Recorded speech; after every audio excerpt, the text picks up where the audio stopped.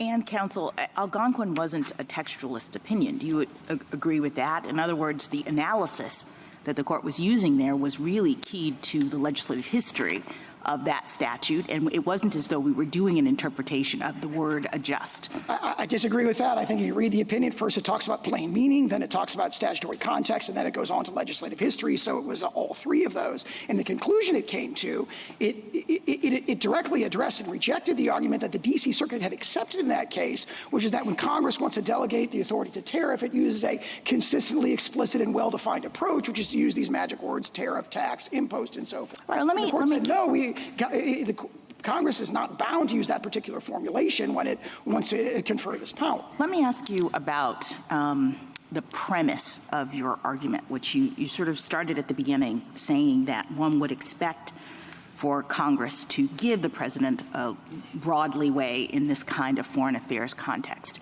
And I guess I'm wondering whether you also don't have to contend with the actual purpose of IEPA in making this argument, because as I understand it, that the IEPA was designed and intended to limit presidential authority, that Congress was concerned about how presidents had been using the authority under the predecessor statute, TWIA, and it's pretty clear that Congress was trying to constrain the emergency powers of the president in IEPA. So it seems a little inconsistent to say that we have to interpret a statute that was designed to constrain presidential authority, consistent with an understanding that Congress wanted the president to have essentially unlimited authority.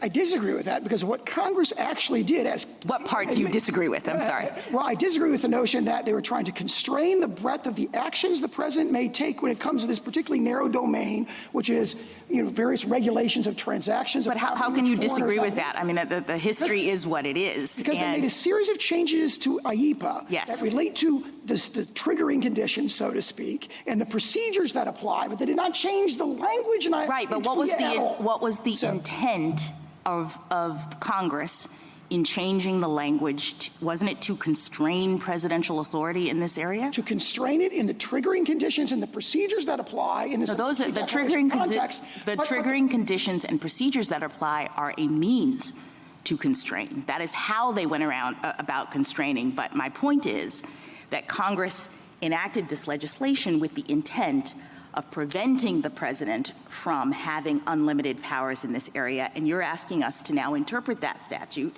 consistent with an understanding that Congress wanted to allow the president to do pretty much whatever he wanted in this area. Congress took the language from TWIA and enacted the very same language, and most importantly here, the very same phrase, regulate importation, in IEPA.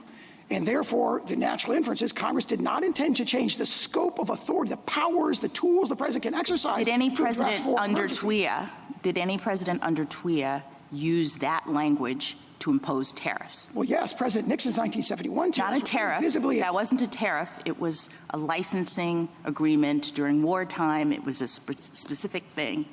A tariff I'm talking about. I'm referring to President Nixon's 1971 tariff. I'm sorry. Excuse me. Yes, I thought you meant Lincoln. Not only that, but then it was upheld by the Court of Appeals with exclusive jurisdiction under this very phrase. But can I back you up just a second? I'm sorry. You're talking so quickly. Sorry.